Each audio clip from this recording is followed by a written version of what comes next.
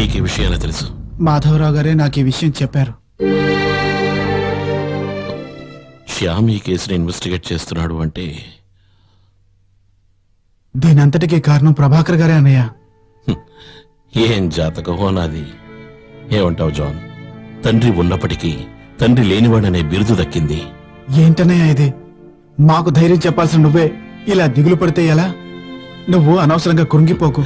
కృంగిపోవడం కాదు జాన్, నా వెనక నుండి నాకు వ్యతిరేకంగా కొన్ని దుష్ట శక్తులు నా గొంతుకు ఉచ్చు బిగిస్తున్నారని నాకు బాగా తెలుసు. మోహన్ అన్నయ్య, ఈ రోజు పొద్దున్న పార్టీ మీటింగ్ జరిగింది. నీకు బదులుగా ఆ స్థానంలో నన్ను నిలబెట్టాలని పార్టీ వాళ్ళందరూ అభిప్రాయపడుతున్నారు.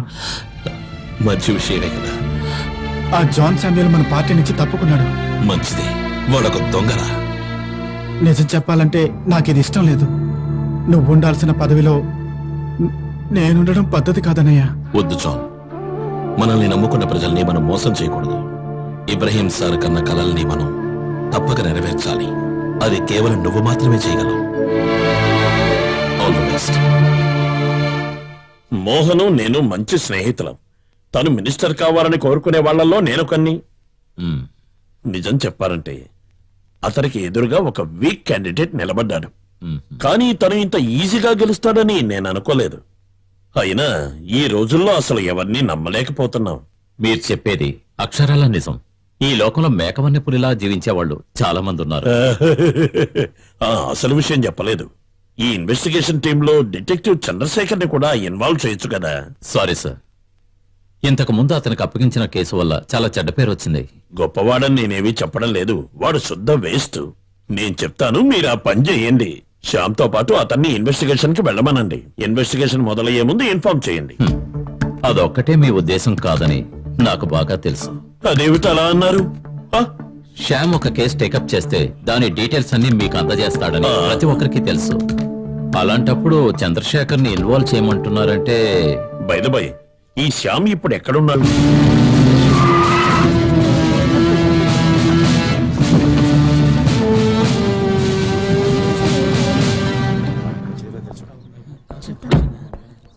ఈయనెవరు? ఈయన డిటెక్టివ్ చంద్రశేఖర్.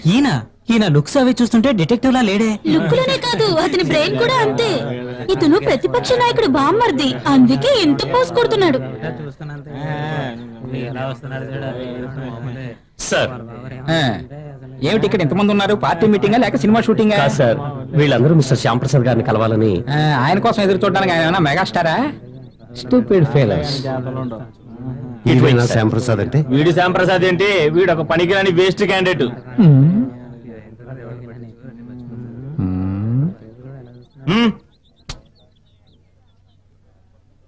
వీడొకడు. ఈ శ్యామ్ ప్రసాద్ ఏమిటి, రెండు తలలు ఉన్నాయా? లేదు సార్, ఆయన తెలివితేటలతో ఎన్నో కేసులు సాల్వ్ చేశారు. అవును, ఎన్నో తెలివితేటలతో అతను సాల్వ్ చేశాడని నువ్వే చెప్పాలి. అతని కోసం ఇలా తెలివి తక్కువ వాళ్ళందరూ బుద్ధి లేకుండా నిల్చుని ఉన్నారు. వాడు ఏమన్నా దేవుడా ఏమిటి? శ్యామ్ ప్రసాద్ గారు వచ్చేసారు. Yes, it's him.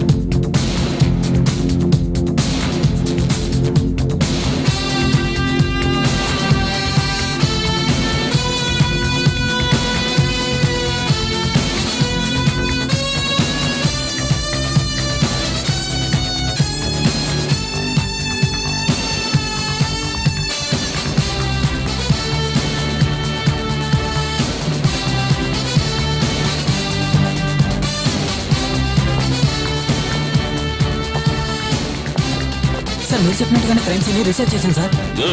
సార్, మీరు ఎన్నో పెద్ద కేసుల్ని డీల్ చేశారు. అలాంటి మీరు సాధారణమైన సూసైడ్ కేసుని టేకప్ చేయడానికి గల రహస్యం ఏంటి? రహస్యాన్ని రహస్యంగానే ఉంచాలి. అది మీతో చెప్తే ఎలా మేడం? సార్ ప్లీజ్ చెప్పండి సార్. నేను ఇప్పుడే కదా ఇక్కడికి వచ్చాను, నన్ను కాస్త నా పని చేసుకోనివ్వండి. Thank you, bye, appreciated. Thank you. Hello, you are 15 minutes late. ఎప్పుడు వచ్చారు? మీకంటే నేను 10-15 నిమిషాల ముందే వచ్చాను. అవునా? మంచి డిటెక్టివ్ అన్నవాడు టైం కీపప్ చేయడం బాగా నేర్చుకోవాలి నాలాగా. నాకు ఎప్పుడైనా పని ఉంది అంటే 1 గంట ముందే ఉంటాను. మనకు అంతకంటే పనే ఉంది గనక వస్తాను. అయ్యో గాలి తీసేస్తున్నాడు. ఈయన వెనకాల పెడితేనే మంచిది.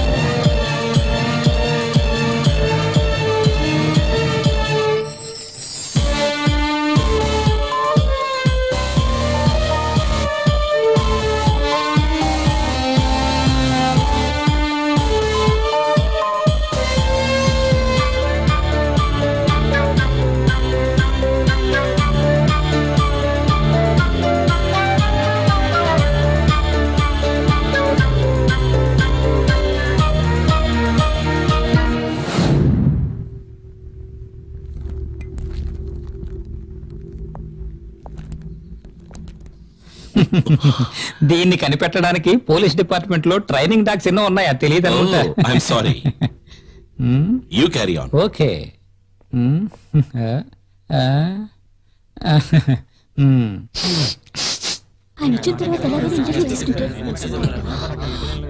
టెరెస్ వెళ్ళడానికి ఇటు కాకుండా వేరే దారి ఏమైనా ఉందా? వేరే సార్లు ఉండడానికి ఇది ఏమైనా అంతర్జాతీయ ఎయిర్పోర్టే? దొంగ చూపులు చూడకుండా ధైర్యంగా లోపలికి వెళ్ళొచ్చు కదా పత్రికల వాళ్ళ దగ్గరికి.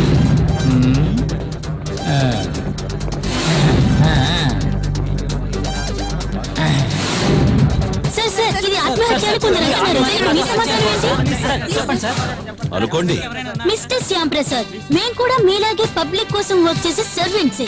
ఈ కేసు గురించి మేము పబ్లిక్ తెలియజేయాల్సిన డ్యూటీ ఉంది, అవసరం ఉంది. We are there to make them aware of the situation. That's your problem. జనాలు ఆసక్తి చూపించే కేసు ఇది. ఈ కేసుని ఇన్వెస్టిగేట్ చేయడానికి మీరు ఇక్కడికి వచ్చారు.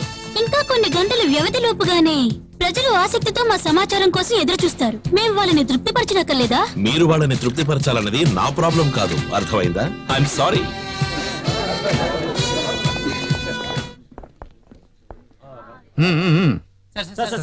చెప్పండి సార్, మీకేం కావాలో నన్ను అడగండి.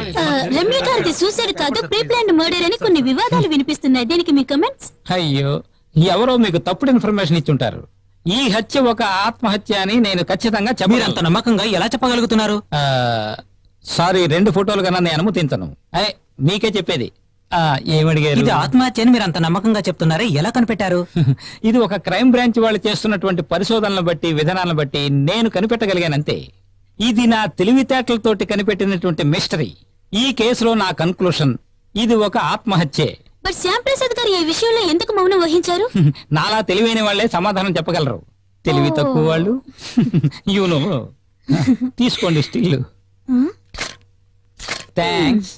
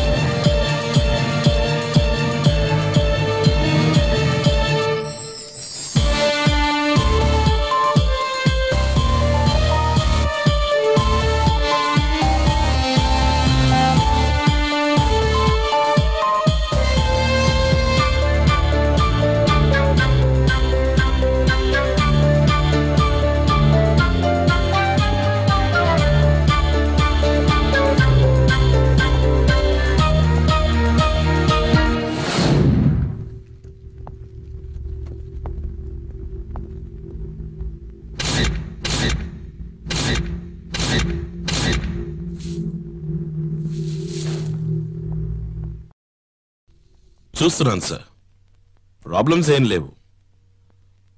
I think we can manage them. వద్దు, సబ్జెక్ట్ లో వద్దు సార్. అంతకంటే మోహన్ ని గెస్ట్ హౌస్ కి పంపిస్తే బెటర్. ఇక్కడ పని అయిన వెంటనే ఎస్పీ గారు ఆఫీస్కి వెళ్తాను. ఇంకా ఏం నిర్ణయించుకోలేదు సార్. షూర్ సార్, నేను ఫోన్ చేస్తాను. ఎవరు ఫోన్ చేసింది? డీజీపీ. ఏం మాట్లాడారు? ఏం మాట్లాడాల? నా గురించి అడిగారా? ఏం లేదు.